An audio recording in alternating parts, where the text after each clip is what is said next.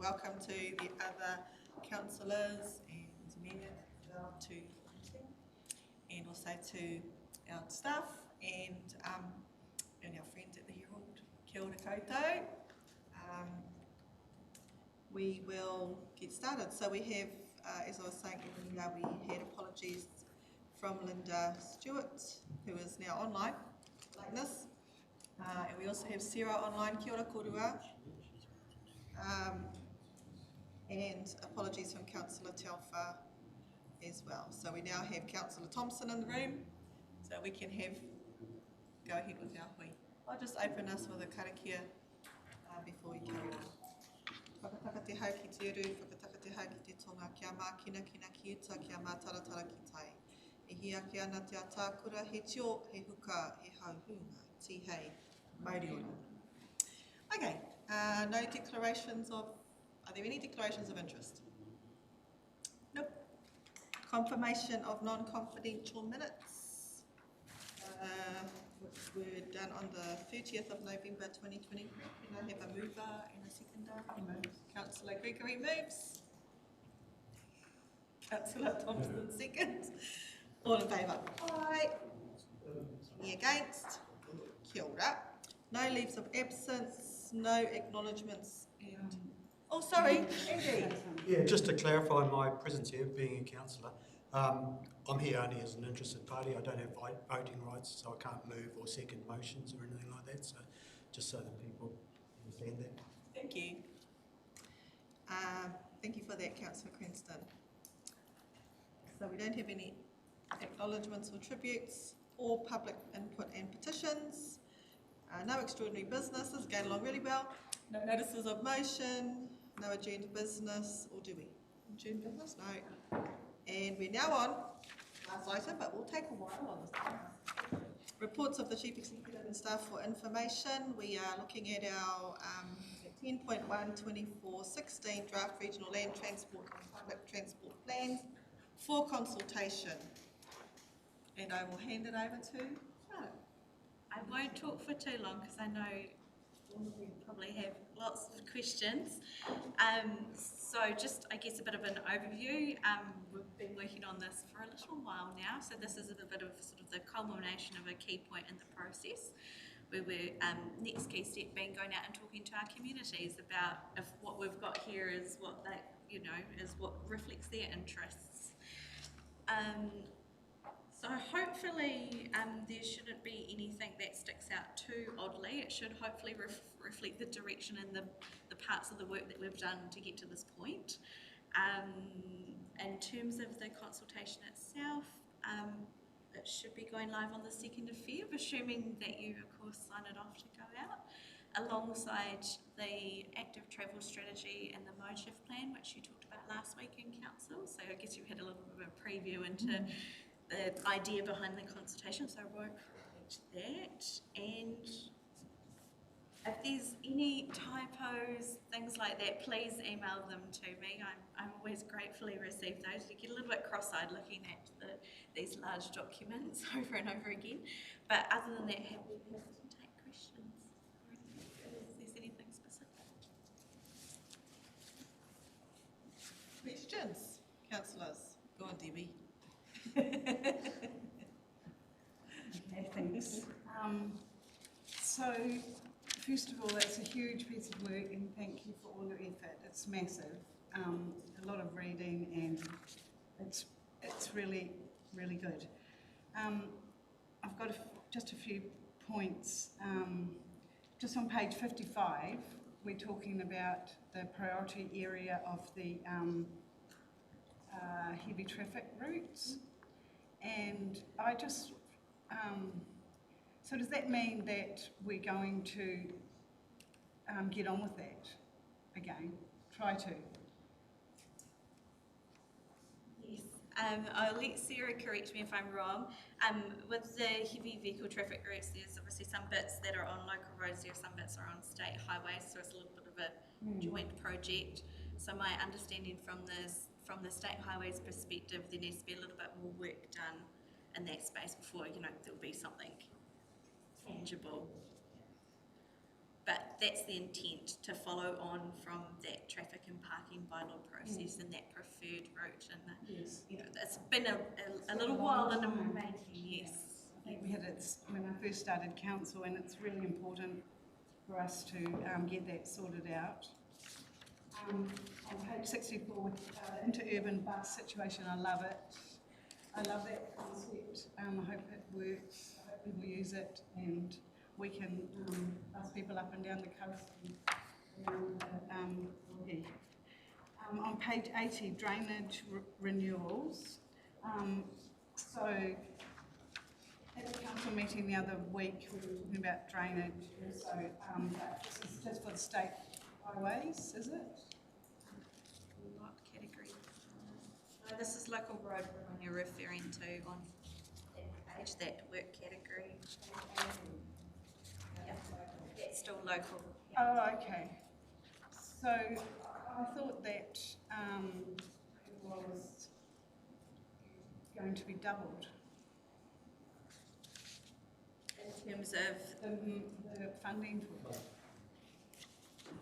I would need to double check the alignment with the long-term plan. I guess this is, maybe I should have explained this, is a little bit of an overlap between the 3-year plan process and the regional land transport plan process, so we kind of try and link them up at the end with all of the bits of jigsaw puzzle. So if this doesn't quite reflect that, that will be why. So I can double check that figure. It's so important. We lose a lot of roads because culverts haven't been cleared and drainage isn't going well. Sorry, I just... Just a comment, maybe Mr. Barry can comment on that. Not all drainage budget sits with roading though. We are doubling the budget, but it doesn't mean that roading carries that doubling of budget. Oh, I see. You know what I'm trying to say? I think the doubling refers more to the stormwater rather than the roading, which we like to define separately. So I think you're correct in hearing we're doubling the potential doubling of the roading, the drainage budget, but it's more related to the river networks and the tributaries to that running through Poverty Bay Flats and the other catchment areas. We contribute to the roads being better. You know, the drainage overall is better then. Yeah, but the roads themselves have defined drainage challenges that are related to their particular resilience, as opposed to private land and other areas that other stakeholders are talking about. So there is also another work category on page 78, which is around that maintenance one. That one in particular is around renewals, that particular line. I know it's a little frustrating how it's split out across the categories, but that's then it aligns to the, I guess, the buckets of funding that they're going, we're bidding against, yeah. I think just to reiterate the sentiments around the council table the other day was that prevention of and clearing of drains and culverts was a priority for us. It should be reflected in this one, I think. Do you mean I have two more go on then? points. Thank you. On page 122, we're talking about what we're going to do to make sure that people know about the changes in the bus service and how that's going to pan out.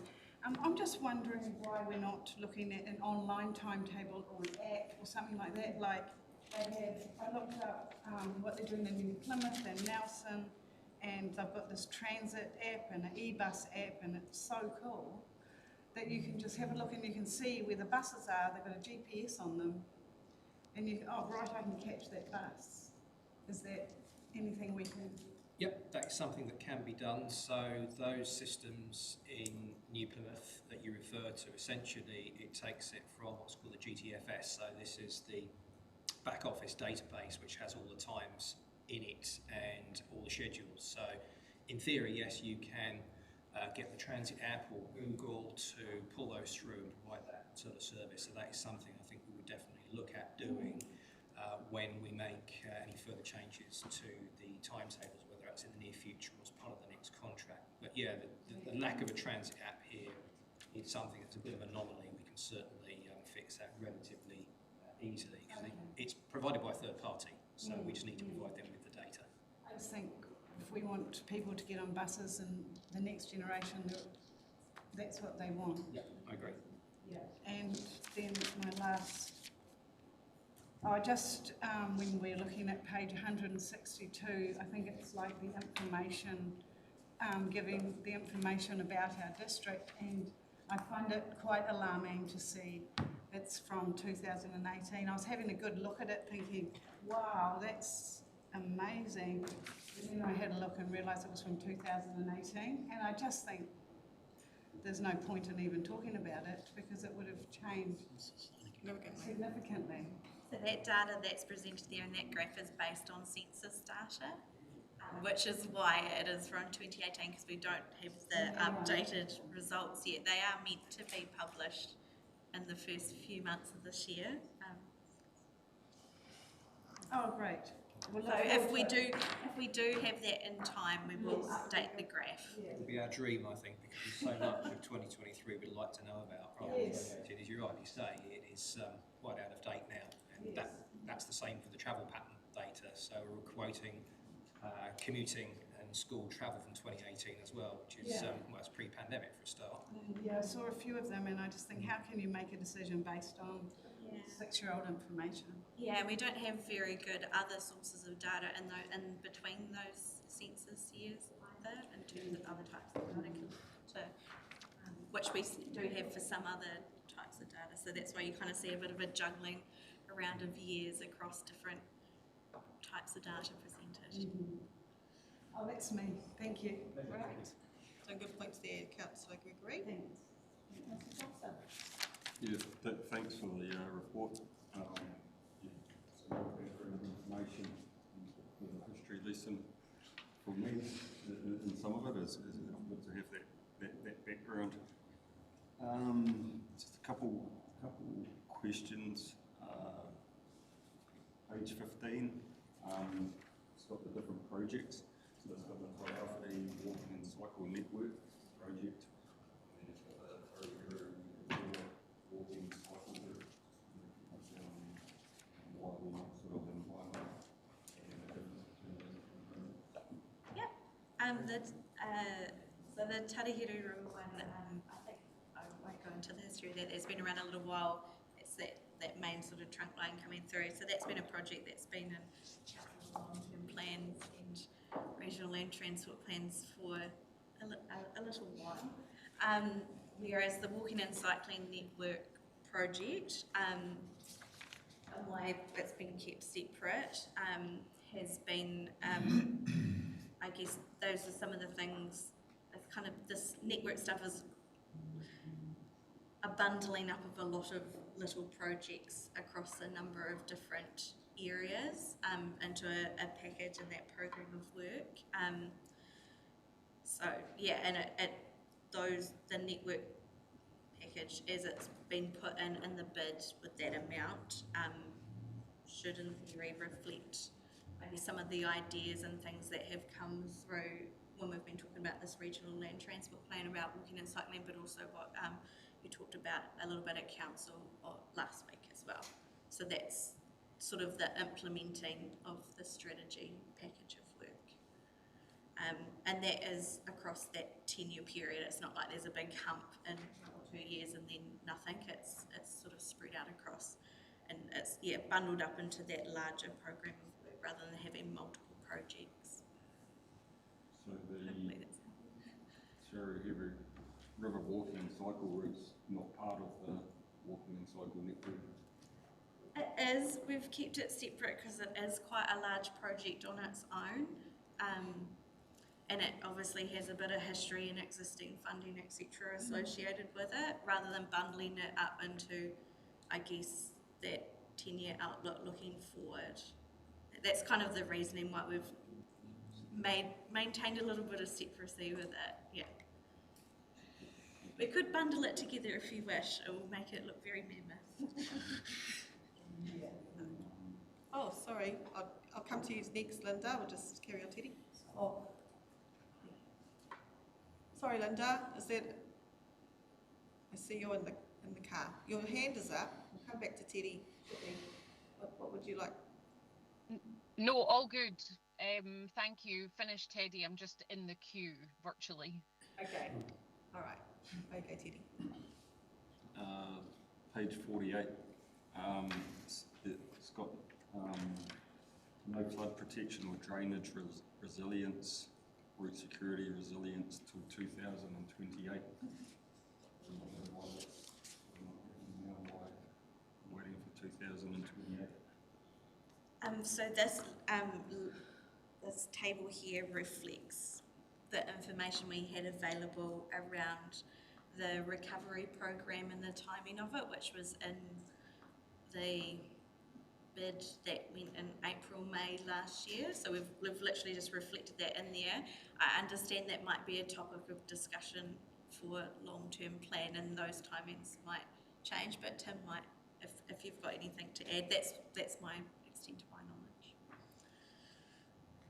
So, yeah, flood remediation work is being worked on at present. So right now it's we're moving into a modelling phase, and there's some work underway at present. We anticipate that to be a rolling program, including quite heavy engagement, and will take a number of years. And 2028 sounds like early for total completion, but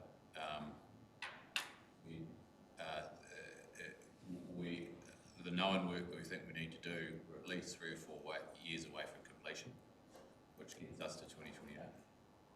And just to clarify, that's just specifically for that specific local road recovery program. That's not, like the BAU stuff and the asset management, etc. It's just specifically around that recovery enhancing stuff. Oh, so we are actually going to get some stuff done. There will be drainage prior to 2028. Right. It's just not in that. Yeah, that specific table is the estimated the local road recovery program as part of that sort of thing. It's not. Yeah, it's not all the BAU stuff in there too.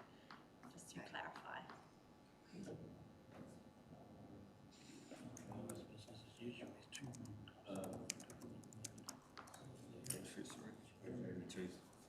Page 82.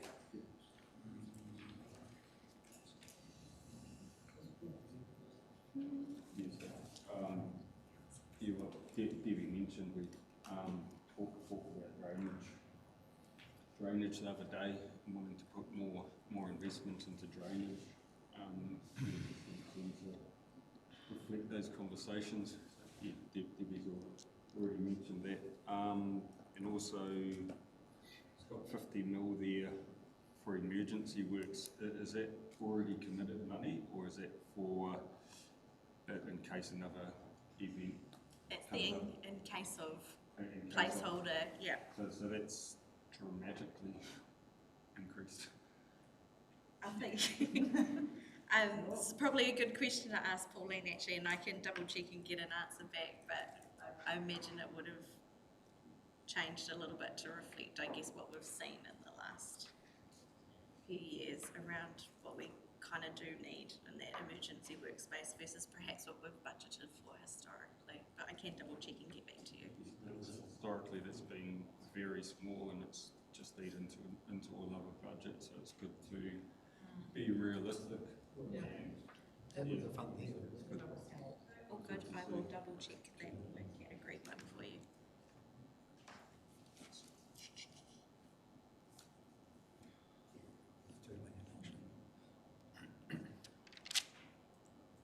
Are you going there, Teddy? That's your mate.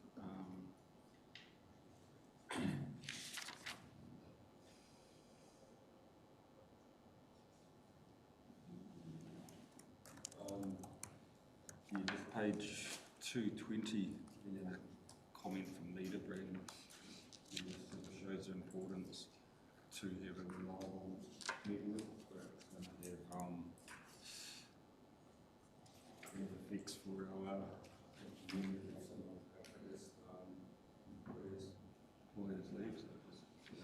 recognises the importance of having a secure network.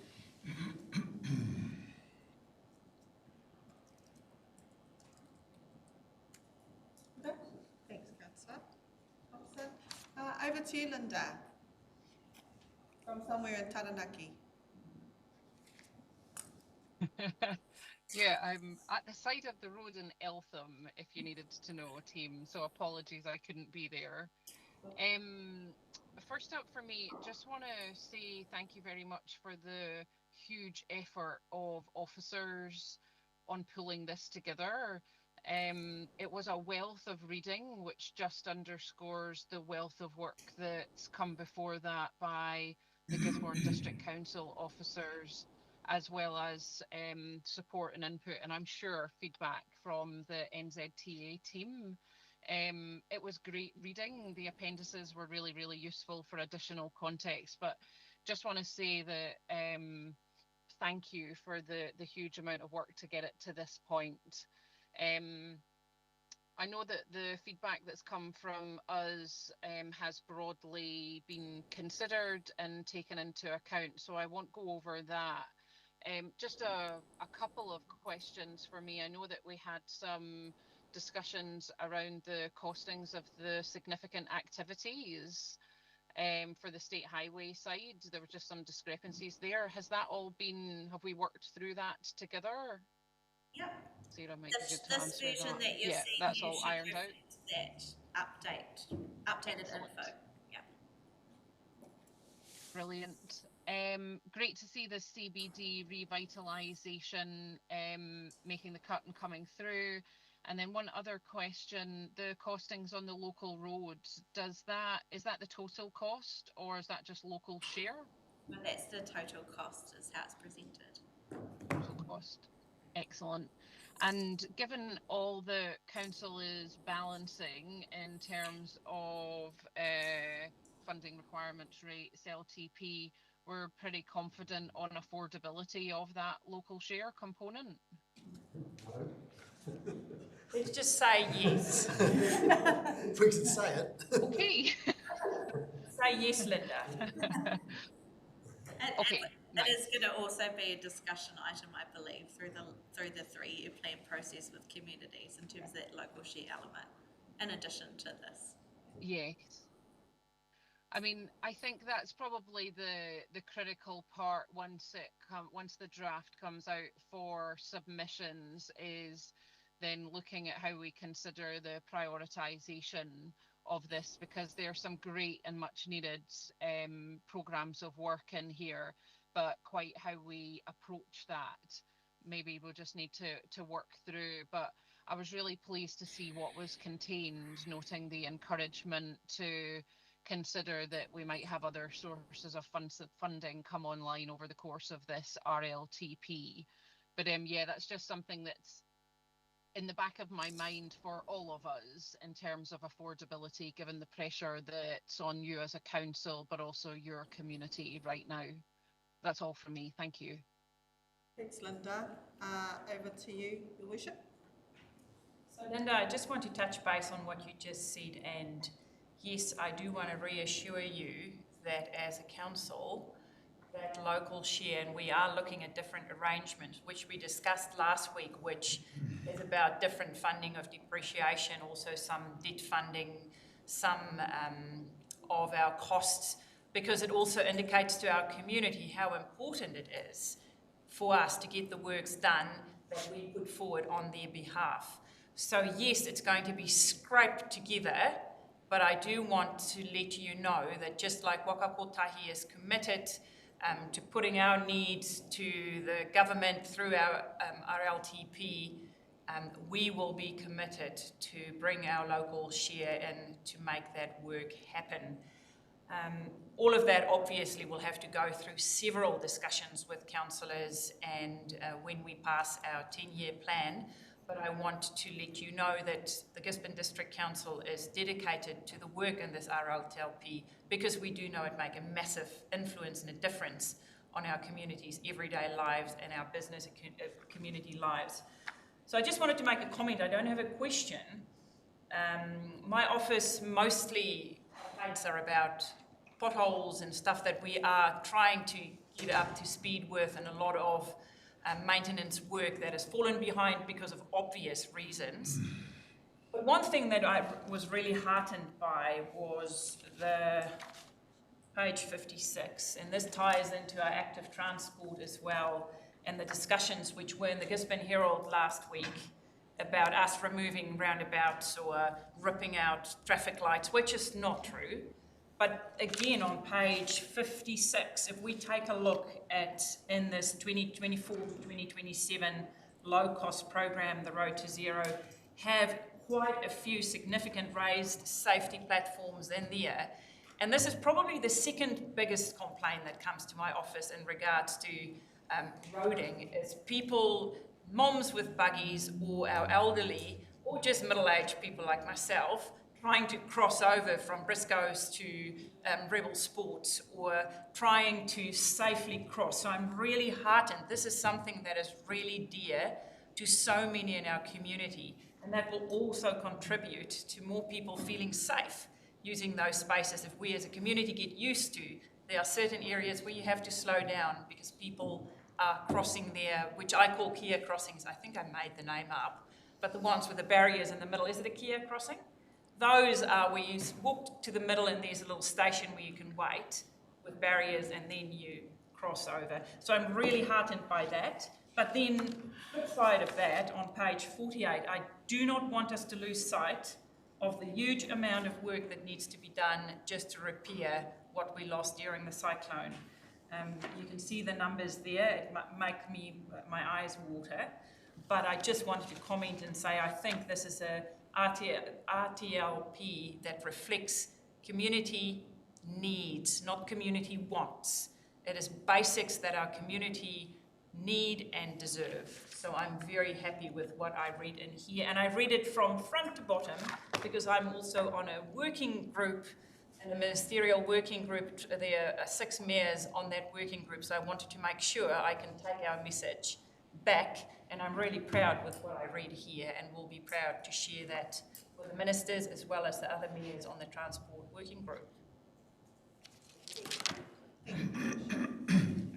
Okay, Councillor Cranston. Yeah, thank you. Some time? Yeah, I don't. Council's doing everything it can within the constraints of financial, but I don't think it hurts to put out to the public the actual size of the issue. Mayor has indicated it's a very large number. The number we've got in front of us is 465,725 million. That's the range in local roading repairs that we've got in front of us. So, you know, we can only do so much. Where does that money come from? Last indication was we might get up to 200 million from central government. You can see there's a huge shortfall there. So I'm getting frequent emails at the moment saying, why aren't you doing that? Why aren't you doing that? We are doing everything we can within the financial restraints we've got. And when you look at that eye-watering number, that huge range, then you must realise that it's going to be a difficult time, and we just can't achieve everything expectation out there. Unless, of course, you want to put up our rates by 500, 600%. That is true. Thank you. Thank you, Councillor Cranston, and you raise a good point around that range. Yeah, it does make the eyes water. Councillor Elder. Thank you, Chair. At the risk of sounding like a stuck record, and no apologies for doing so, and firstly in reference to page 56, and talking about the safety aspects of the roundabouts and crossings and things that we see the need for, there are cheap options for these. Paint is one. Off-the-shelf purchased raised platforms, $7,000. Off-the-shelf roundabouts, $15,000. If we are so concerned about safety, we should be going down this road and fixing these things quickly. It may be temporarily. My second comment is on page 99. It starts on page 98, where we're talking about KPIs on the road. To me, there's a glaring gap here in that potholes are not mentioned in the measurement of our road functionality. There's no mention of potholes. They talk about road roughness as being a danger factor. Now, everybody in this region knows the danger of potholes. We're getting there, but we're not getting there fast enough. That needs to be our number one focus, is to get the potholes fixed as soon as possible. We'll save lives and we'll save money down the track. Thank you.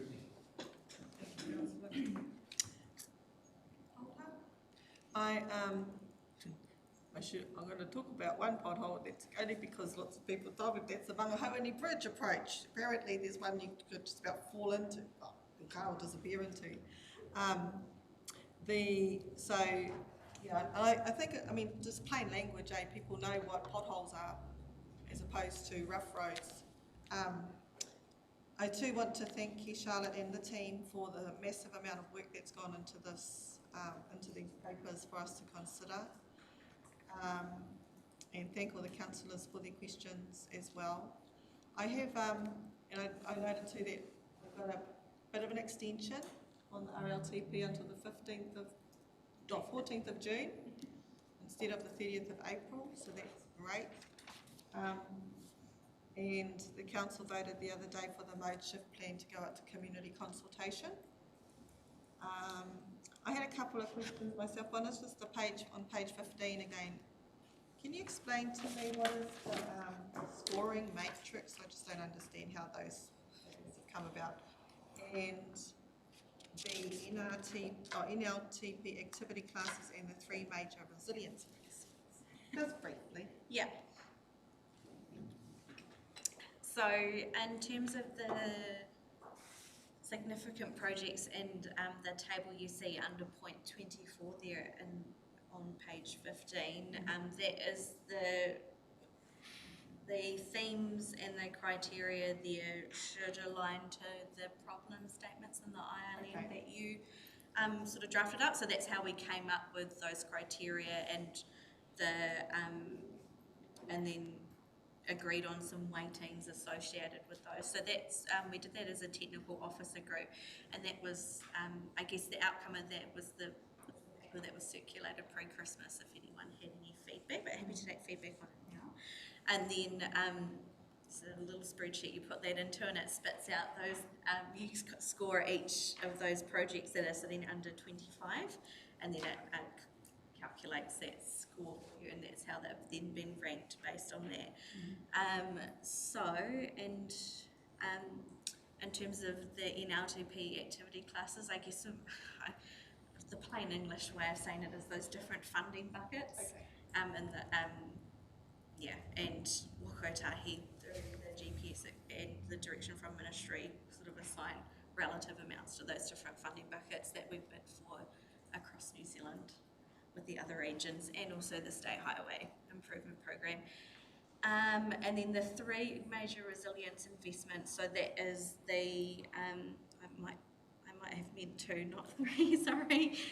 That is the local roading recovery and resilience package, and then the State Highway one, which is the Tairāwhiti and Wairau Resilience Strategic Response, PBC, and I think I meant 2, not 3. My apologies.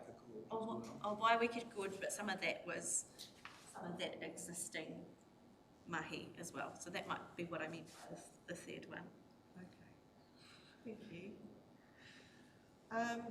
And just on page 31, I've already pointed this out to you, but I'll print it up for the public. Just on that infographic, population 52,600, 53% Māori, woohoo! 47% European. That adds up to 100, which doesn't leave anything left for anyone who's not European. I will get that amended. Thank you. We might upset some people otherwise. And also if we can include on our map, Pōtaka is the beginning of the region.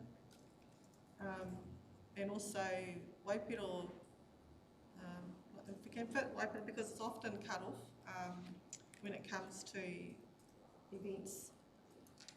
So yeah, don't want to forget there, whānau e reti pūrama. The SHIP, what's it called? State Highway Investment Proposal. Yes. So I note that that's being updated with our new government. Linda, do we know when that will be available for us to see?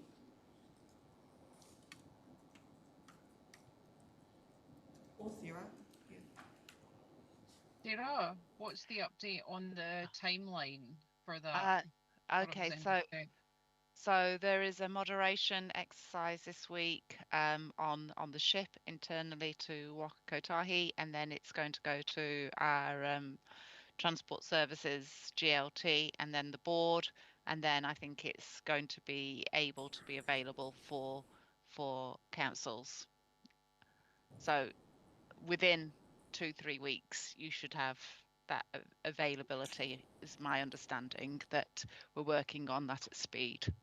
And I think we're also just waiting for full confirmation of GPS on that as well before we do. Okay. Thank you. I think, Annie, I mentioned in the email it was end of Feb we were looking at that. Okay. We have had engagement with officers for input into aspects of it, but in terms of provision of the full ship, I think we were aiming for end of Feb, beginning of March. Okay. But as Sarah says, we are waiting for the GPS. And we're expecting that in the next few days. Well, we were told the end of January, and it is the end of January today, so we should be expecting that soon. Okay, thank you.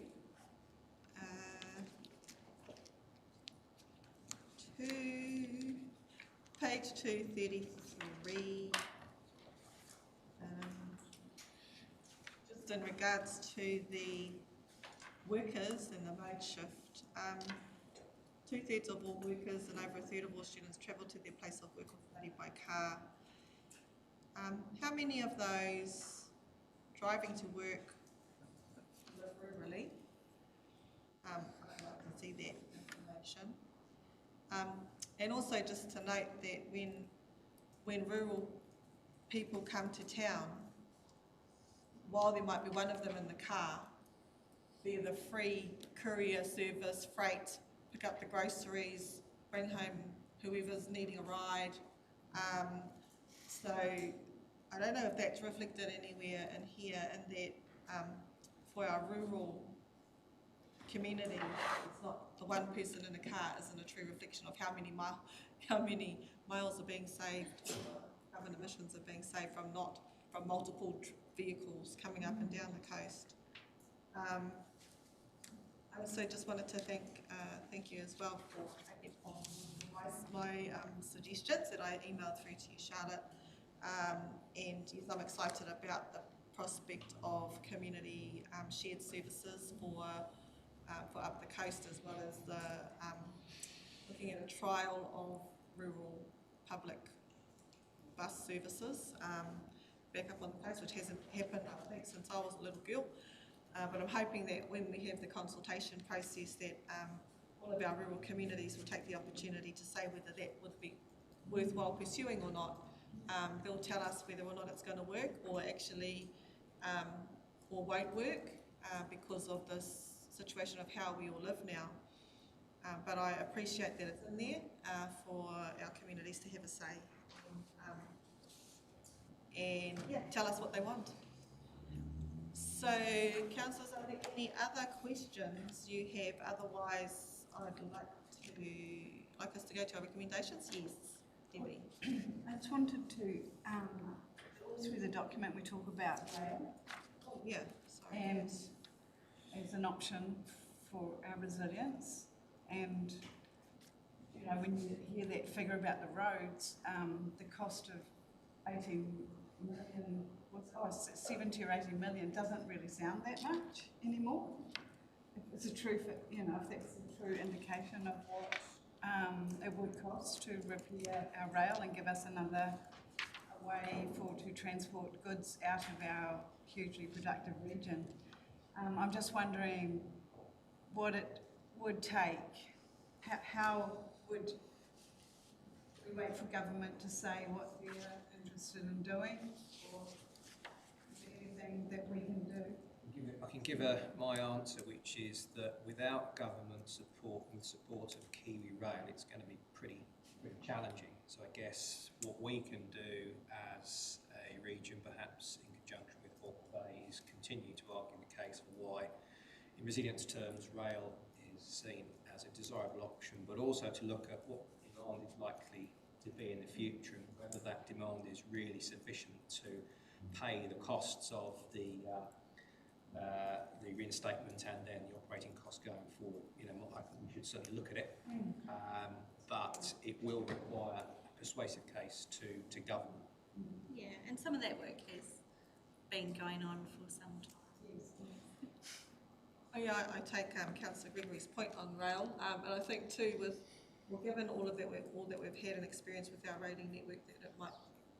Has there been consultation around people's views on rail now, post cyclones, or?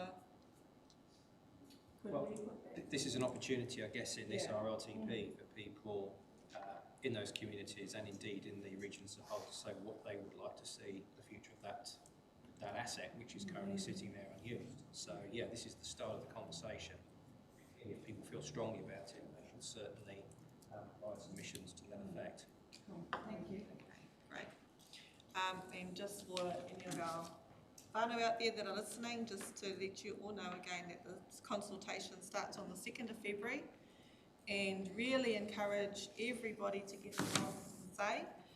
There will be meetings held around, I think there's a first name for these consultants, talking about transport or something like that. Let's talk transport. Let's talk transport, a cup of tea, and go and share your dreams and aspirations with these documents. If you're getting a thick wad like this, you will be getting something more easily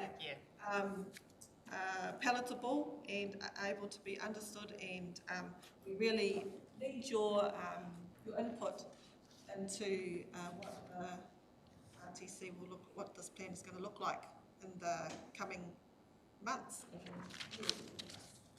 So we got to move our recommendations.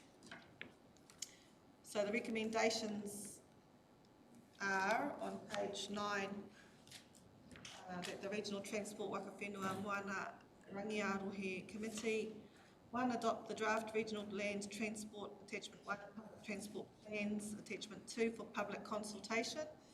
2, supports the use of the document title Our Transport Network, Strategic Context, Challenges and Opportunities.